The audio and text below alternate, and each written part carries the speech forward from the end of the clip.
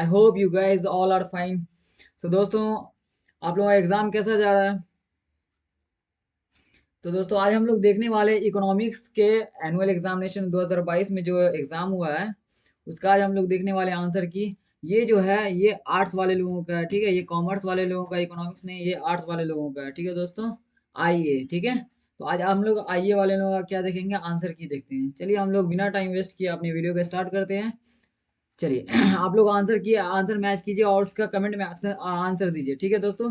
चलिए हम लोग अपने क्वेश्चंस की ओर बढ़ते हैं। अब फर्स्ट क्वेश्चन इज राष्ट्रीय आय में सम्मिलित है, तो राष्ट्रीय आय में सम्मिलित कौन है? तो दोस्तों इसका राइट आंसर जो होगा वो सी होगा, लगान प्लस मजदूरी प्लस वेतन प्लस लाभ, ठीक है दोस्तों। चलिए अब सेकेंड क्वेश्चन इज सॉरी और सेकेंड क्वेश्चन है, निम्नलिखित में से कौन चक्रीय प्रवाह में सम्मिलित है? तो कौन सम्मिलित है बताइए तो आप लोगों को कमेंट सेक्शन में इसका आंसर। तो दोस्तों इसका आंसर जो हो जाएगा वो सी होगा, ठीक है दोस्तों। चलिए हम लोग थर्ड क्वेश्चन की ओर बढ़ते हैं और थर्ड क्वेश्चन इज उदासीनता वक्र की ढाल निम्नांकित में से किससे मापी जाती है? किससे मापी जाती है? तो दोस्तों सीमांत प्रतिस्थापन दर से, ठीक है। चलिए आवर फोर्थ क्वेश्चन इज मांग की रेखा के खिसकने यानी मांग वक्र विस्थापन का अर्थ है। तो क्या है दोस्तों? इसका जो राइट आंसर होगा दोस्तों वो सी हो जाएगा, ठीक है। आय में परिवर्तन के कारण मांग में परिवर्तन, ठीक है। चलिए हम लोग फाइव क्वेश्चन की ओर बढ़ते हैं। निम्न में से कौन सी जोड़ी स्थानपन्न वस्तुएं इंगित करती है? तो कौन करती है दोस्तों? इसका जो राइट आंसर हो जाएगा वो हो जाएगा चाय और कॉफी। चलिए सिक्स क्वेश्चन की ओर हम लोग बढ़ते हैं। कुल राष्ट्रीय आय में कुल जनसंख्या का भाग देने से ज्ञात होता है, क्या ज्ञात होता है दोस्तों? कमेंट में आंसर बताइए आप लोग। क्वेश्चन नंबर सिक्स का राइट आंसर क्या होगा? तो इसका जो राइट आंसर हो जाएगा दोस्तों वो सी हो जाएगा, प्रति व्यक्ति आय, ठीक है। चलिए हम लोग सेवंथ क्वेश्चन है, बजट रेखा दर्शाती है। बजट रेखा किसको दर्शाती है? तो आय अनुपात को दर्शाती है, ठीक है दोस्तों। किसको दर्शाती है? आय अनुपात को। चलिए हम लोग एट क्वेश्चन की ओर बढ़ते हैं और एट क्वेश्चन इज मांग की लोच का आशय है। मांग की लोच का जो आशय है वो किससे है दोस्तों? तो इसका जो राइट आंसर होगा वो ए हो जाएगा, ठीक है। चलिए हम लोग नाइन क्वेश्चन की ओर भागते हैं। और नाइन क्वेश्चन इज किस प्रकार की फर्मों में दीर्घकाल में M C equal to M R equal to A C equal to A R होता है? तो किसमें दोस्तों? तो इसका भी राइट आंसर क्या हो जाएगा दोस्तों? वो सी हो जाएगा, ठीक है। चलिए हम लोग टेंथ क्वेश्चन की ओर बढ़ते हैं और टेंथ क्वेश्चन इज आयताकार अति परवलय मांग वक्र के सभी बिंदुओं पर मांग की लोच ईडी होती है, क्या होती है दोस्तों? तो इसका राइट आंसर जो होगा दोस्तों वो ए हो जाएगा, ठीक है। चलिए हम लोग 11th क्वेश्चन की ओर बढ़ते हैं और 11th क्वेश्चन इज निम्नांकित में से कौन स्फीति किसी अर्थव्यवस्था के लिए सर्वथा उपयुक्त होती है? तो इसका जो राइट आंसर होगा दोस्तों वो सी हो जाएगा, ठीक है। चलिए हम लोग ट्वेल्थ क्वेश्चन की ओर बढ़ते हैं और ट्वेल्थ क्वेश्चन इज निम्न में कौन कारण आधारित स्फीति नहीं है? स्फीति नहीं है। तो दोस्तों इसका जो राइट आंसर होगा वो ए हो जाएगा, ठीक है। चलिए थर्टीन क्वेश्चन की ओर बढ़ते हैं और थर्टीन क्वेश्चन इज सफीतिक अंतराल की अवधारणा किनकी देन है? तो किनकी देन है? जे एम किन्स की। किनकी? जे एम किन्स की। चलिए हम लोग फोर्टींथ क्वेश्चन की ओर बढ़ते हैं और फोर्टींथ क्वेश्चन इज मुद्रा मुद्राफीति अन्यायपूर्ण और मुद्रा संकुचन अनुपयुक्त, किंतु इन दोनों में शायद मुद्रा संकुचन अधिक बुरा है, यह कथन किनका है? तो यह कथन किनका है दोस्तों? यह कथन, इसमें मैं कंफर्म नहीं हूँ दोस्तों कि इसका राइट आंसर क्या होगा, ठीक है। आप लोग इसका आंसर गूगल बाबा से पूछ लीजिए, ठीक है दोस्तों। गूगल से पूछ लीजिए और हमको कमेंट सेक्शन में आंसर बताइए, ठीक है दोस्तों। चलिए हम लोग फिफ्टींथ क्वेश्चन की ओर बढ़ते हैं और फिफ्टींथ क्वेश्चन इज निम्न में कौन सा व्यवसायिक बैंक का कार्य नहीं है? तो व्यवसायिक बैंक का कार्य कौन नहीं है दोस्तों? पत्र मुद्रा निर्गत करना, ठीक है। चलिए सिक्सटीन क्वेश्चन की ओर बढ़ते हैं और सिक्सटीन क्वेश्चन इज किस देश में व्यवसायिक बैंकों की इकाई बैंकिंग प्रणाली अधिक प्रचलित है? तो इनमें से सभी इसका क्या हो जाएगा दोस्तों? राइट आंसर होगा। चलिए हम लोग सेवनटीन क्वेश्चन की ओर बढ़ते हैं। Our seventeen question is bank द्वारा साख सर्जन का प्रमुख आधार क्या है? तो इसका जो राइट आंसर हो जाएगा दोस्तों वो डी हो जाएगा, इनमें से सभी। चलिए आवर एटीन क्वेश्चन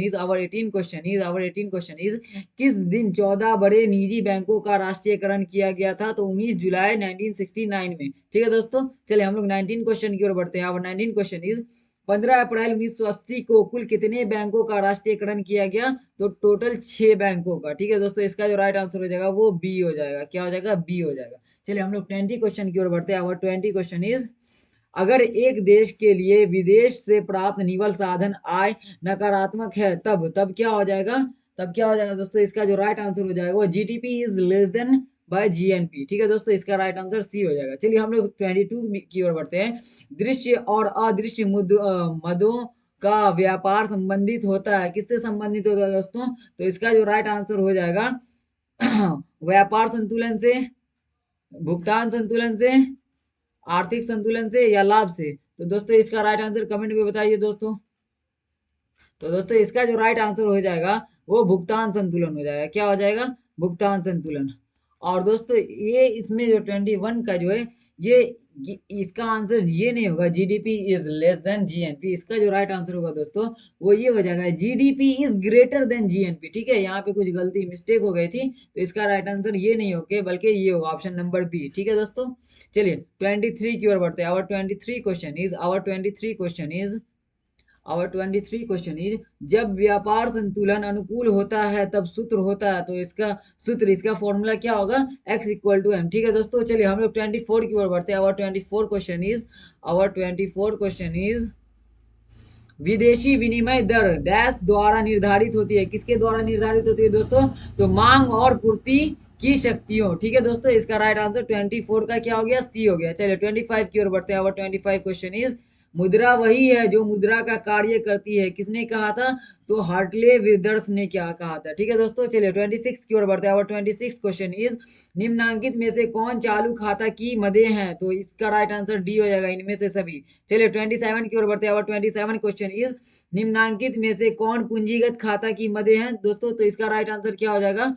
इसका राइट आंसर क्या हो जाएगा दोस्तों? तो इसका राइट आंसर डी हो जाएगा। ठीक है दोस्तों, चलिए हम लोग 28 की ओर बढ़ते हैं। मंदी में कौन सा बजट वांछनीय वांछनीय है? तो कौन सा है दोस्तों? इसका राइट आंसर क्या हो जाएगा? घाटे का बजट। ठीक है दोस्तों, चलिए 29 की ओर बढ़ते हैं। और 29 क्वेश्चन इज जब औसत लागत गिरती है तब निम्न में से कौन संबंध सत्य है? तो AC is greater than MC. ठीक है दोस्तों, इसका राइट आंसर बी हो जाएगा। चलिए 30 क्वेश्चन की ओर बढ़ते हैं। सॉरी, हाँ चलिए 30 क्वेश्चन हमारा क्या है?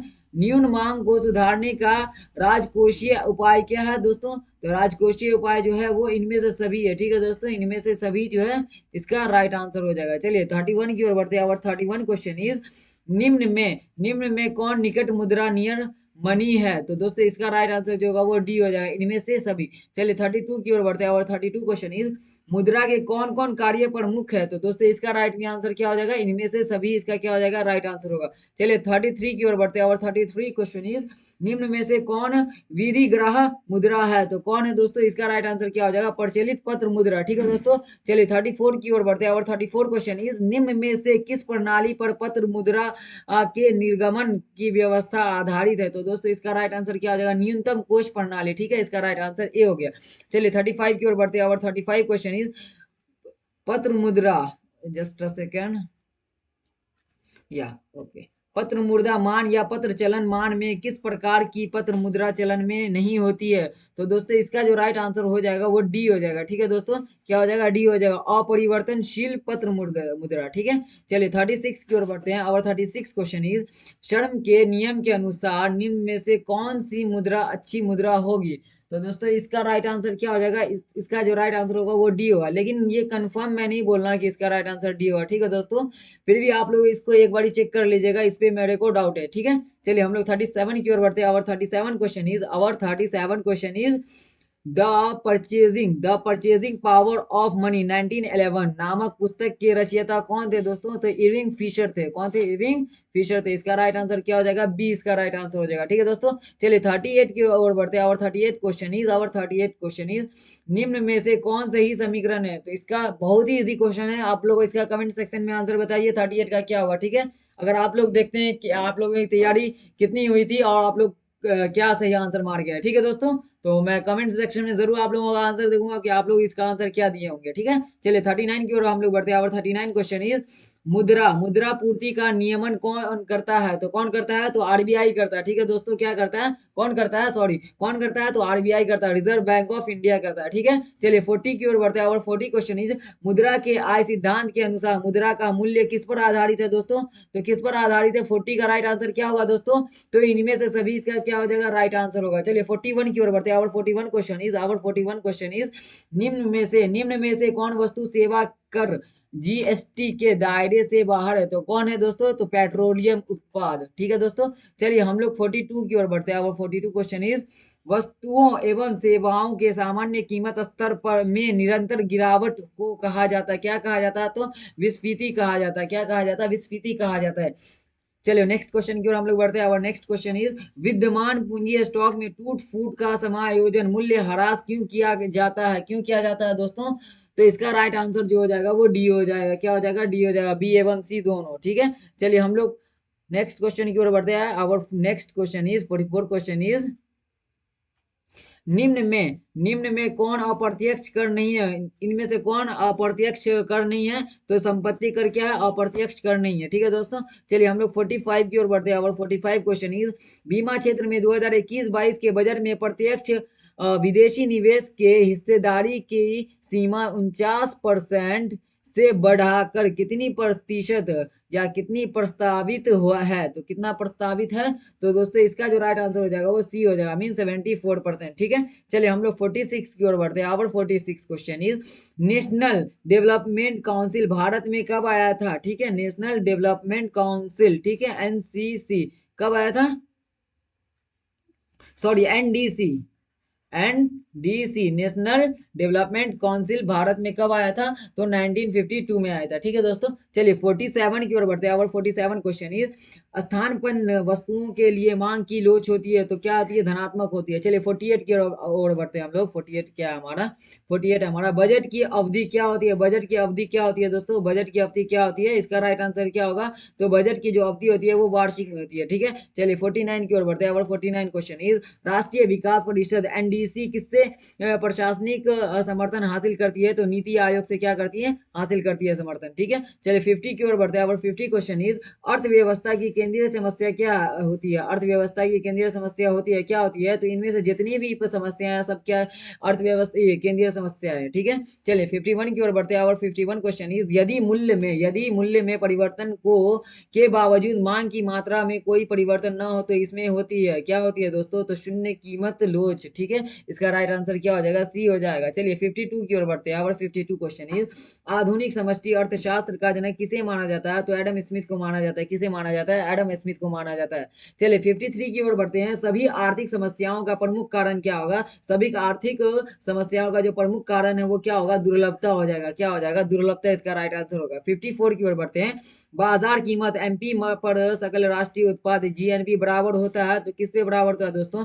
इसका राइट आंसर क्या होगा? कमेंट कीजिए आप लोग फटाफट। इसका राइट आंसर जो हो जाएगा वो हो जाएगा डी हो जाएगा। ठीक है दोस्तों, क्या हो जाएगा? डी हो जाएगा। चलिए 55 की ओर बढ़ते हैं। और 55 क्वेश्चन ही जीडीपी एफसी होता है किस क्या होता है दोस्तों? इसका राइट आंसर क्या होगा 55 का? तो 55 का जो राइट आंसर होगा दोस्तों वो डी हो जाएगा। ठीक है दोस्तों, चलिए हम लोग 56 की ओर बढ़ते हैं। और 56 question is our 56 question is निम्नलिखित में से कौन राष्ट्रीय आय मापने की अवधि है? तो दोस्तों इसका जो राइट आंसर होगा वो डी हो जाएगा, इनमें से सभी। चलिए 57 की ओर बढ़ते हैं। निम्नांकित में से किसने राष्ट्रीय आय लेखांकन का प्रथम प्रयास किया था? तो कौन किया था? किन्स किया था, गार्डगिल किया था, ग्रेगरी किंग किया था, या साइमन कुजनेट्स किया था? तो इसका जो राइट आंसर होगा दोस्तों वो डी हो जाएगा। क्या हो जाएगा इसका राइट आंसर? वो डी हो जाएगा। ठीक है, चलिए हम लोग 58 की ओर बढ़ते हैं। 58 हमारा क्या है? स्टॉक में निम्नांकित में से कौन सम्मिलित होता है? तो कौन सम्मिलित होता है? तो डी इसका क्या हो जाएगा? राइट आंसर होगा। 59 की ओर बढ़ते हैं। और 59 क्वेश्चन इज विशुद्ध प्रतियोगिता की निम्न में से कौन सी विशेषता है? तो कौन सी विशेषता होगा दोस्तों? इसका जो राइट आंसर होगा वो होगा ए, बाजार का पूर्ण ज्ञान। बाजार का पूर्ण ज्ञान। चलिए 60 की ओर बढ़ते हैं। और 60 क्वेश्चन इज एक अर्थव्यवस्था में साल भर में उत्पादित सभी अंतिम वस्तुओं और सेवाओं का बाजार मूल्य कहलाता है, क्या कहलाता है? तो जीडीपी कहलाता है। जीडीपी कहलाता है। ठीक है, सकल घरेलू उत्पाद। ठीक है, ग्रॉस डोमेस्टिक प्रोडक्ट। ठीक है दोस्तों, चलिए हम लोग 61 की ओर बढ़ते हैं। और 61 क्वेश्चन इज निम्नांकित में से कौन विश्व का प्राचीनतम केंद्रीय बैंक है? तो कौन है? Bank of England. ठीक है दोस्तों, चलिए 62 की ओर बढ़ते हैं। इंपीरियल बैंक की स्थापना कब हुई थी? तो 1935 में हुई थी। ठीक है, कब हुई थी? 1935 में हुई थी। चलिए 64 की ओर बढ़ते हैं। और 64 क्वेश्चन इज नरसिम्हा नरसिंहम समिति का प्रतिवेदन किसके सुधार से संबंधित है? तो बैंकिंग सुधार से संबंधित है। ठीक है दोस्तों, 65 की ओर बढ़ते हैं। आवर 65 क्वेश्चन इज उपभोक्ता का संतुलन बिंदु है। उपभोक्ता का संतुलन बिंदु क्या होगा दोस्तों? इसका राइट आंसर क्या हो जाएगा? तो इसका राइट आंसर ए हो जाएगा। ठीक है, क्या हो जाएगा? ए हो जाएगा, मीन सीमांत उपयोगिता इक्वल टू मूल्य। ठीक है, चलिए 66 की ओर बढ़ते हैं। और 66 question is MPC plus MPS equal to क्या हो जाएगा? तो इसका राइट आंसर सी हो जाएगा दोस्तों। ठीक है, चलिए 67 की ओर बढ़ते हैं। और 67 क्वेश्चन इज निम्नांकित में से गुणक 1/1 - सी में सी क्या है? तो सी क्या है दोस्तों? तो उपभोग है। क्या है? उपभोग है। चलिए 68 की ओर बढ़ते हैं। निम्नांकित में से किससे किससे सीमांत उपभोग प्रवृत्ति को ज्ञात करते हैं? तो दोस्तों इसका राइट आंसर क्या हो जाएगा? कमेंट सेक्शन में इसका फटाफट आंसर दीजिए। तो इसका राइट आंसर हो जाएगा, वो होगा बी होगा। ठीक है दोस्तों, चलिए 69 की ओर बढ़ते हैं। और 69 क्वेश्चन इज पत्र मुद्रा में निम्नांकित में से कौन सा मूल्य अधिकतर होता है? तो दोस्तों इसका राइट आंसर क्या होगा? बाजार मूल्य, अंकित मूल्य, आंतरिक मूल्य, या इनमें से सभी। तो इसका जो राइट आंसर हो जाएगा वो आंतरिक मूल्य होगा। ठीक है दोस्तों, 70 की ओर बढ़ते हैं। और 70 क्वेश्चन इज यदि एमपीसी इक्वल टू 0.5 हो तो गुणक के क्या होगा दोस्तों? इसका राइट आंसर क्या होगा? तो इसका जो राइट आंसर होगा वो 2 हो जाएगा। ठीक है, 2 मीन सी। ठीक है, चलिए हम लोग 71 की ओर बढ़ते हैं। सरकारी बजट में प्राथमिक घाटा शून्य होगा जब जब क्या होगा? राजकोषीय घाटा ब्याज भुगतान के बराबर होगा। ठीक है दोस्तों, इसका जो राइट आंसर होगा वो सी हो जाएगा। ठीक है, क्या होगा? सी इसका राइट आंसर होगा। ठीक है, चलिए 72 की ओर बढ़ते हैं। आवर 72 क्वेश्चन इज निम्नलिखित में से कौन गैर कर राजस्व है? तो दोस्तों लाभांश क्या है? गैर कर राजस्व है। चलिए 73 की ओर बढ़ते हैं। सरकार द्वारा लाभांश, ब्याज इत्यादि के रूप में संग्रहित प्राप्तियों किस रूप में जानी जाती है दोस्तों? तो इसका राइट आंसर क्या होगा? कर राजस्व, गैर कर राजस्व, दोनों या इनमें से कोई नहीं। तो इसका जो राइट आंसर होगा वो बी हो जाएगा। ठीक है दोस्तों, चलिए हम लोग 74 की ओर बढ़ते हैं। और 74 क्वेश्चन इज जब सरकार राजस्व में अधिक व्यय कर देती है तब क्या कहलाता है दोस्तों? तो 74 का जो राइट आंसर होगा दोस्तों वो क्या हो जाएगा? घाटे में बजट। ठीक है, घाटे का बजट। 75 की हमारा क्या है? विकासशील देशों में प्राय निम्नलिखित में से किस प्रकार के बजट की को प्राथमिकता दी जाती है? तो किस प्रकार के बजट को प्राथमिकता दी जाती है? तो घाटे का बजट को। किसको? घाटे का बजट को। चलिए 76 की ओर बढ़ते हैं। और 76 क्वेश्चन इज निम्नलिखित में से कौन पूंजीगत बजट का से संबंधित है दोस्तों? तो इसका राइट आंसर क्या हो जाएगा? डी हो जाएगा, पूंजीगत प्राप्तियां प्लस पूंजीगत व्यय। ठीक है, चलिए 77 की ओर बढ़ते हैं। और 77 क्वेश्चन इज आयकर प्रत्यक्ष कर कहलाता है क्योंकि यह प्रत्यक्ष रूप से डैश से संग्रहित किया जाता है। किससे संग्रहित किया जाता है? तो आय अर्जक से संग्रहित किया जाता है। चलिए 78 हमारा क्या है? निम्नलिखित में से किस कारण से उत्पादन संभावना वक्र की प्रकृति नतोदर होती है? तो दोस्तों इसका राइट आंसर क्या होगा? बी हो जाएगा, बुद्धिमान अफसर लोग। ठीक है, बुद्धिमान अफसर लागत, सॉरी। चलिए 79 की ओर बढ़ते हैं। और 79 क्वेश्चन हमारा क्या है? बैंक का एजेंसी कार्य क्या है? बैंक का एजेंसी कार्य क्या होता है? तो लॉकर सुविधा देना। ठीक है, लॉकर सुविधा देना। चलिए 80 क्या है हमारा? और 80 क्वेश्चन इज निम्नांकित में से कौन बजट में सम्मिलित होता है? तो इसमें से कौन बजट में सम्मिलित होता है दोस्तों? राजस्व घाटा, प्राथमिक घाटा, या राजकोषीय घाटा, या इनमें से सभी। तो दोस्तों इनमें से सभी क्या हो जाएगा? इसका राइट आंसर होगा। चलिए 81 की ओर बढ़ते हैं। और 81 क्वेश्चन इज निम्नांकित में से कौन पूर्ति वस्तु है? पूर्ति वस्तु कौन है दोस्तों?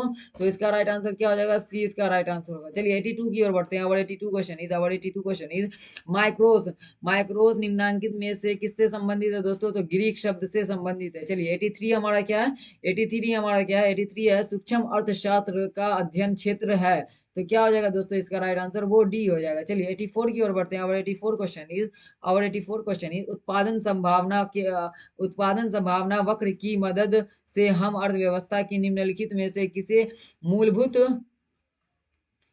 मूलभूत समस्या की सही व्याख्या कर सकते हैं? तो दोस्तों इसका राइट आंसर क्या हो जाएगा? ऑप्शन नंबर डी इसका राइट आंसर हो। चलिए 85 हमारा क्या है? और 85 क्वेश्चन इज अफसर लागत को निम्नांकित में से किस नाम से जाना जाता है? तो किस नाम से जाना जाता है? तो वैकल्पिक लागत या हस्तांतरण लागत। ठीक है, क्या? वैकल्पिक लागत या हस्तांतरण लागत। दोस्तों अगर ये वीडियो आपको अच्छी लग रही है तो उसे लाइक जरूर कर दीजिए और शेयर भी कर दिए अपने दोस्तों के पास, ताकि वो भी आंसर मिला सके और अपने आप को एनालाइज कर सके कि हम लोग एग्जाम में कितना सही और कितना गलत करके आए, और बेल आइकन जरूर प्रेस कीजिएगा, ताकि आपको जब भी मैं वीडियो बनाऊं तो आपको ये नोटिफिकेशन जाए। और इस पे टोटल चीज आपको प्रोवाइड किया जाएगा, 10th और 12th से रिलेटेड जितनी भी चीजें आंसर की हो, या एक एक टॉपिक वाइज सारा चीज आपको क्या किया जाएगा, इस पे प्रोवाइड किया जाएगा। ठीक है दोस्तों, चलिए हम लोग 86 की ओर बढ़ते हैं। Our 86 question is our 86 question is our 86 question is